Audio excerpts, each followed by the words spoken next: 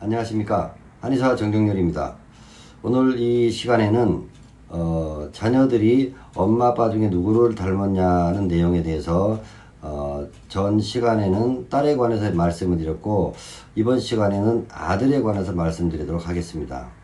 요즘은 집안마다 아이들이 하나 아니면 둘이고요. 셋 이상인 경우는 거의 드물기 때문에 아이를 엄마 아빠가 훈육할 때 어떤 기준에 맞춰서 훈육해야 될지를 판단할 때 아빠를 닮았느냐 엄마를 닮았느냐 모습만 닮은 것이 아니고 성격이나 기질이라든가 적성이라든가 태도 같은 경우도 물려받기 때문에 이거를 알고 계신다면은 나중에 향후에 훈육이라든가 또 직업 선택이라든가 또 인간관계라든가 이런 거를 선택을 할 때 엄마 아빠의 도움을 받을 때 한쪽 편의 도움을 받을 수 있는 근거를 생각할 수가 있겠죠.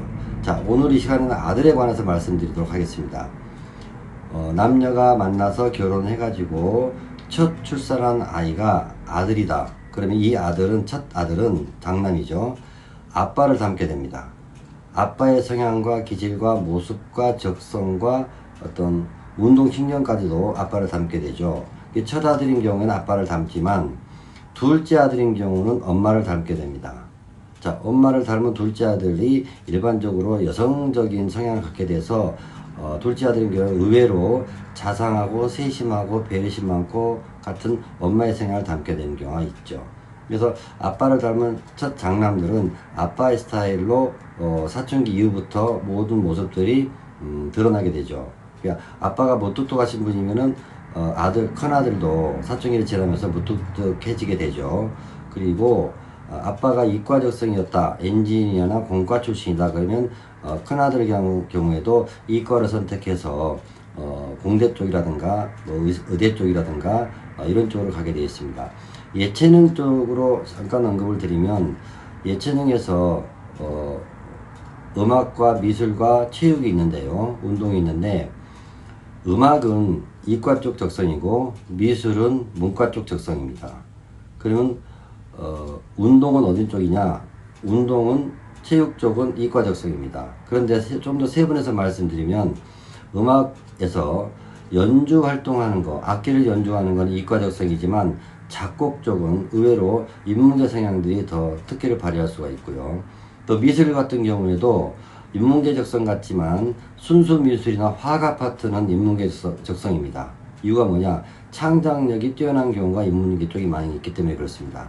그러면 미술을 전공을 했는데 디자인 쪽이라든가 상업미술 쪽으로 가게 되면은 이 친구들은 이과 쪽 적성을 갖게 되는 경우가 많이 있습니다.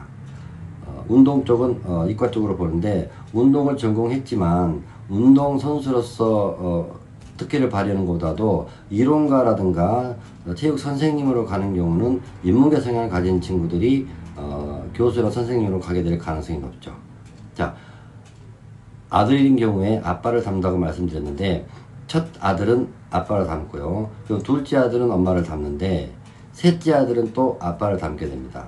그래서 형제들이 많은 집안을 한번 형제들의 어떤 성향을 만약에 분석해 보신다면은 요즘 세대에는 거의 아이들이 하나둘밖에 없지만 엄마 세대라든가 그 이전 세대들은 형제들이 많이 있죠. 그러면 그분들의 이모나 고모들의 형제 간의 관계를 보면은 제가 말씀드린 이 원칙에 의해서 그분들의 성격을 한번 관찰해 보신다면은 이게 의외로 확률이 높게 맞을 경우가 있습니다. 그래서 엄마 아빠의 성향을 나는 누구를 닮았나를 판단할 때 이 원칙을 적용하시면은 조금 더 편한 대화가 될 수 있고 어떤 트러블이 생겼을 때 해답을 구할 때 오히려 반대 성향의 형제들이 해답을 빨리 구할 수가 있습니다. 아빠하고 큰아들하고 갈등이 생기면은 엄마가 나서 중재하면 쉽게 풀리고요. 특히 이제 그 둘째 아들이 있다면 둘째 아들이 또 큰아들과 아빠의 갈등을 해소하는데 굉장히 유연한 역할을 할 수가 있죠. 근데 단지 이거는 어떤 전제 조건이 깔려 있냐면요. 임신 순서를 따져야 된다는 겁니다. 출산 순서를 따질 게 아니라 임신 순서를 따져야 된다는 건데, 자, 그러면 임신 순서를 따진다는 건 어떤 의미가 숨어 있냐면 임신해가지고 유산되는 경우도 그 순서에 넣어야 된다는 거죠. 예를 들면 큰아들인데, 이 분명히 저 집의 큰아들인데 엄마를 닮았다. 그렇다면은 확인할 수는 없지만은 큰아들이 이전에 유산을 한번 했다는 것을 추측해 볼 수가 있습니다. 과거에는 임신이 돼서 유산되는 경우를 모르고 질환하는 경우가 되게 많았고요. 근데 요즘 같은 경우는 임신 테스트기가 발전되어 있기 때문에 임신 되자마자 바로바로 확인할 수가 있죠. 그래서 임신 됐다가 유산된 경우, 뭐 자연 유산이 됐든 인공 유산이 됐든 유산이 된 아이가 있다면은 첫 아이임에도 불구하고 큰 아들이 아빠를 닮을 가능성은 절반 정도로 확률이 떨어지게 됩니다. 이거를 유념하셔서 주변 사람들이라든가 본인 가족들의 관계를 고려하실 때 참고하셨으면 좋겠습니다. 아들에 관한 내용도 여러분들이 본인 케이스에서 의심나는 게 있거나 궁금한 게 있거나 좀 더 디테일하게 알고 싶으신 게 있다면은 댓글을 남겨주시면 제가 소상하게 케이스별로 또 답글을 드리도록 하겠습니다. 감사합니다.